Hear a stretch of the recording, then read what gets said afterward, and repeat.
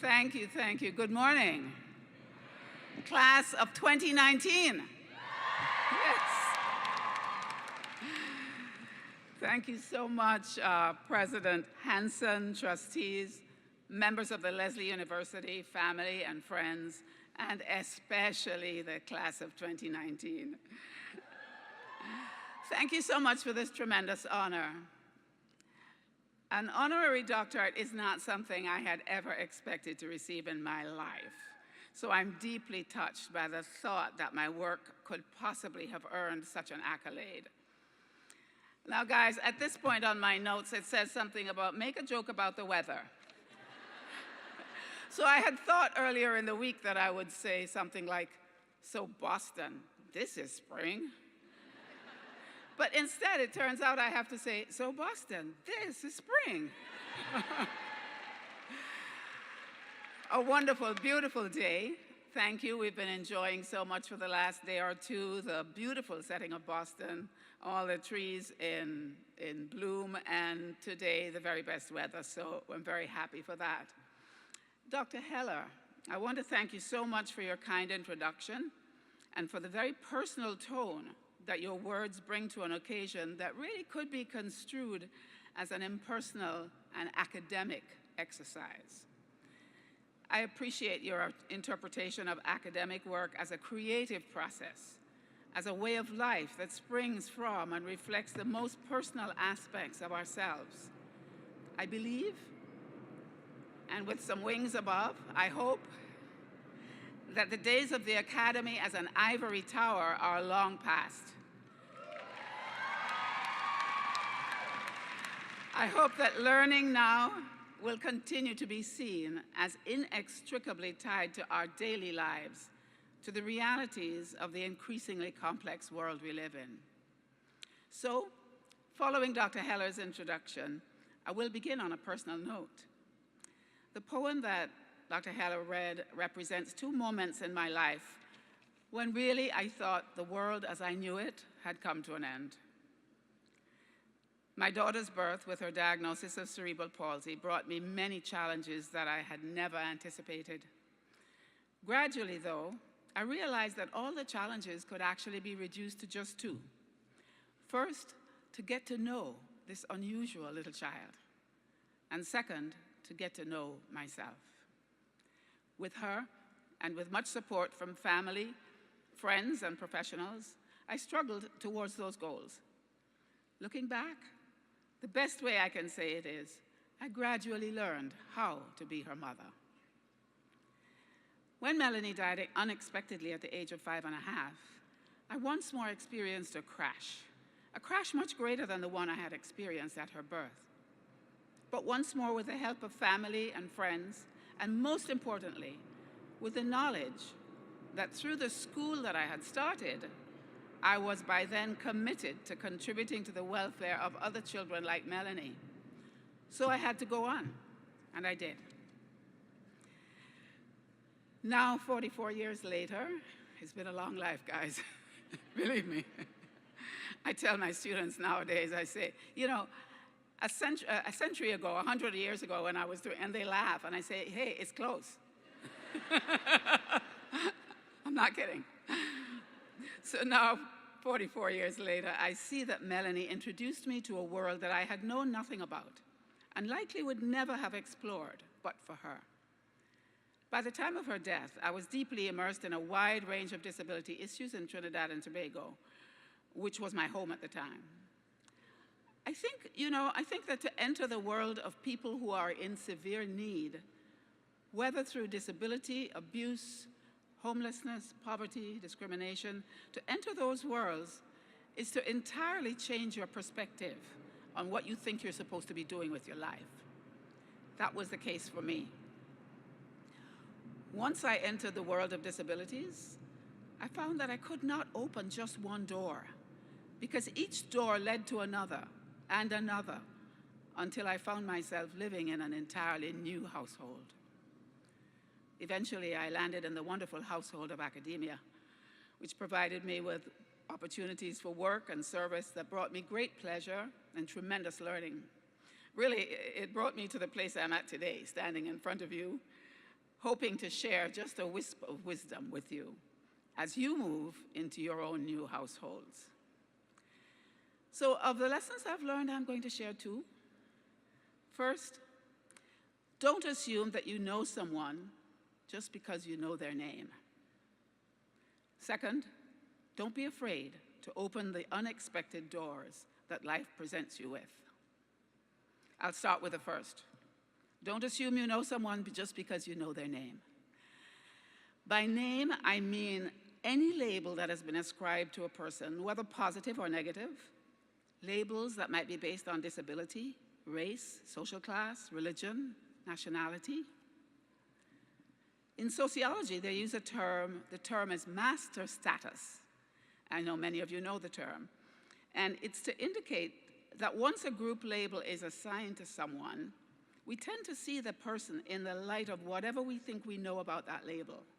We tend to forget that there's a whole unique person behind the label, and the label becomes that person's master status. I'll illustrate this with a lesson, a brief story, I should say, about a boy named Daniel, who's a student at the Motel Center in Trinidad. I first saw Daniel in 2015 at a ceremony commemorating the opening of a new wing of the Motel Center. Daniel was 11 years old at the time. Now, Dr. Heller mentioned that I'm writing a book about the school, so I think the best way I can introduce Daniel is to read you my description of him, which I've written in the prologue to the book, in which I describe Daniel playing the national anthem of Trinidad and Tobago on the steel drums. Now, let me pause for a minute and just check steel drum. So by a show of hands, let me know if you are familiar with the Trinidadian steel band music or steel pan music. All right. Are some Trinis over here? We have some Trinis in the audience and some Jamaicans and all kinds of folk. Wonderful. So just a word to let you know about, if you think about creativity, think about the steel pan.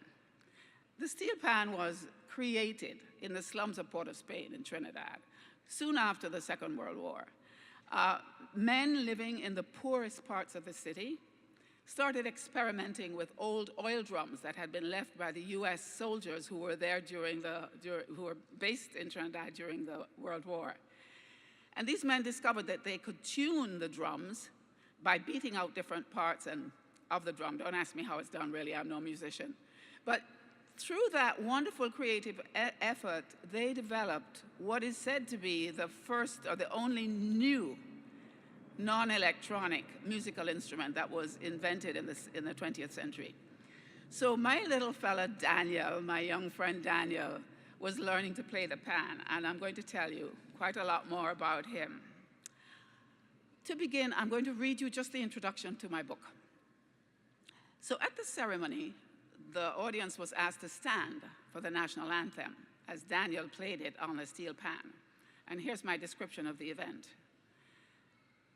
As the group of some 80 people rise for this demonstration of respect for their twin island homeland, all eyes are on the small figure standing on the dais. Daniel leans forward, small hands poised above the shiny steel drum, ready to strike the first note of the anthem. I hold my breath for a few moments, slightly nervous on behalf of this young musician. But in the hands of this slight-bodied 11-year-old, the pan sticks quickly bring to life the sweet melody of the anthem, and with perfect pitch and timing, the music soars into the warm, tropical evening, reminding us of this young nation's commitment to harmony and equality for all its citizens. Now, Trinidadians like to sing the words of the national anthem, but on this occasion, we do not sing, perhaps because we are spellbound by the talent of this young boy whose condition of Down syndrome in no way defines him. As he plays, his slim frame rocks with the rhythm in total concentration, while a head of wild curls frame his high cheekbones, chocolate-colored skin, and slightly slanted eyes. As Daniel brings the anthem to an end, the words of the closing stanza are in all our minds and hold a special meaning for this small gathering. The chorus goes like this: side by side we stand, islands of the blue Caribbean Sea. this our native land, we pledge our lives to thee. Here every creed and race finds an equal place, and may God bless our nation. Now, I mentioned that Daniel had Down syndrome, which, as you know, is a genetic condition associated with intellectual and other limitations. So I want you to think about this as you think about Daniel playing the steel drum. Think about the contrast between the skill that he displays and some of the typical features that we associate with Down syndrome. For example, we expect poor eye-hand coordination, poor gross motor coordination. I see some of the special ed faculty in the audience nodding their heads. So you would expect poor coordination, both fine and gross, limited attention span, possibly limited memory, poor memory. Daniel defies all of these expectations.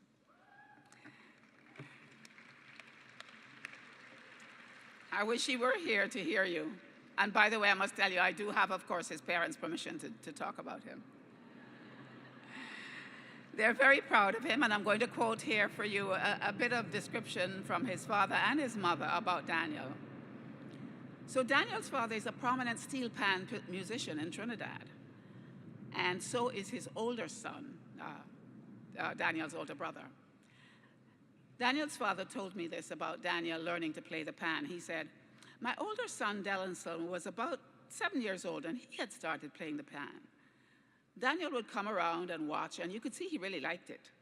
In terms of really teaching him, no, I didn't teach him. He would just come and do his own thing. One day, he pulled a chair and climbed up on it to reach the pan. The pan was bigger than him. And after that, well, that was it. Every day, that was his routine. I'd teach his brother a couple of notes, and Daniel would remember some of the notes, and the next thing you know, I'm hearing him rolling out the last part of the notes. Then after a while, he started to understand the first parts. He was about 4 years old. Soon after that, he started composing his own song. I was thinking he was just fooling around. Every day, Daniel would go on the pan and play the same thing, and then he'd go on to something else, but he'd always come back to this tune that I had never heard before. So one day I said to him, "What's the name of that song you're playing?" And he said, "Feel." I said, "Feel? Play Feel for me." He said, "Nah." But when I walked away, he started playing it. So his father continues, by the age of 6, Daniel had learned to play a whole song. But the first time he ever performed in public was in 2012. He was 8 years old. He really shocked us. His mother did not believe that he would play anything, and I was expecting him to play just one verse and the chorus. But he played the whole song, and people were standing there in disbelief, crying. Now, his attention span is short, but to me, his memory is amazing. He'll seem to forget at the moment, as if it's too much for him. But then he'll come back 10 minutes later, and he's got it. And once he likes a song, that's it. He'll hear it, and he'll play the notes. And Imagine, the song by John Lennon, is his favorite. Well, friends, I also talked with his mother. I learned a lot from her, and one of the things I learned was that she had the same reaction at Daniel's birth that I had at Melanie's. She thought her world was coming to an end. She said, "When they diagnosed Down syndrome, I started to cry. I couldn't believe it. I couldn't believe I could have a child like this. Later, when he started to run around, people were always bending the corners, staring at him. It was hard. But my husband, I drew strength from him." And then his father added, "Now it's the opposite. Daniel's a star. Everywhere he goes, people call out, 'Look, my boy.'" So by my boy, people mean to say, he's ours. He's one of us. Of course, I must say here very importantly that it should not take the display of a special talent like Daniel's for Daniel and other children like him to be seen as a loved member of their communities.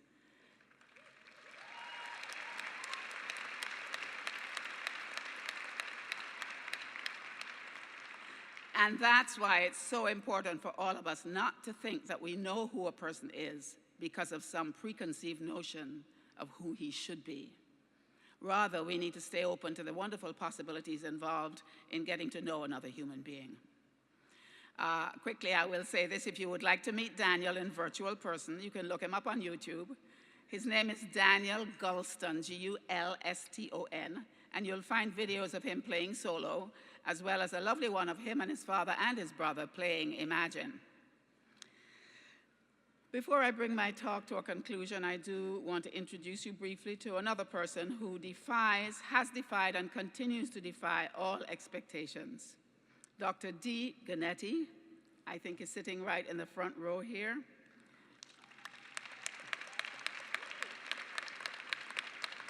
Congratulations to you, Dr. Ganetti. I just read an article about you, and it described the dramatic and really horrendous accidents that you have experienced in your life, physical accidents that left you with a traumatic brain injury. And despite that, you have gone on with total determination and persistence and all the imagination I know that you could pull together to bring yourself to this point this morning. Big congratulations. Thank you.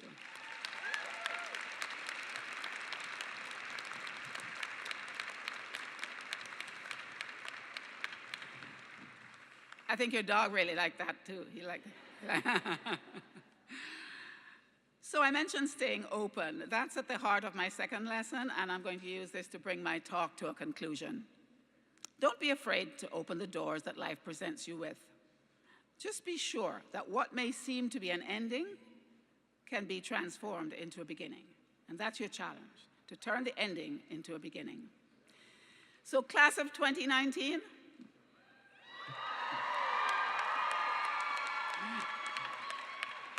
that's in my script too. As you bring this period of your graduate studies to a close, and as you move towards a new chapter in your lives, I wish you the very best success in all your aspirations. There will be times when it will seem that life is presenting you with a roadblock that appears to bring an end to a path that you've so carefully crafted. Please feel sure that with all the wonderful resources that you've been privileged to develop through your studies, your family relationships, your friendships, your faith, whatever it is, with those resources, be confident that you will be able to see your way to creating a new beginning. I emphasize the word create because I truly mean with creativity. That's what it will take. Sometimes the way forward will not be immediately evident to you. Your ideas for reconstructing your path may sound weird to others because they will fall outside of the norms that are expected of you. I'll give you a quick example. My college roommate 100 years ago, almost, Kathy, we were at school at the University of Toronto. After 2 years of working in a high-level job in the Canadian government, Kathy threw in the towel and went and studied to become a lay midwife, not a nurse, a lay midwife. This was in the, well, I won't tell you when because that'll give it away too much. Anyway, I thought Kathy had lost her mind. I thought that it was a fad that would last just until she got her mind back and would return to the proper life of a person with an honors degree in English language and literature. I was wrong.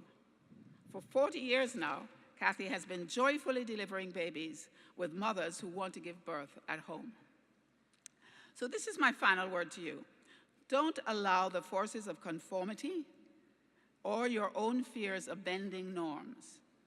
Don't allow those forces or those fears to deny you the ebb and flow of creativity, the harnessing of your imaginations as you respond to life's challenges. I wish you, each one of you, a life full of new and creative beginnings. Thank you.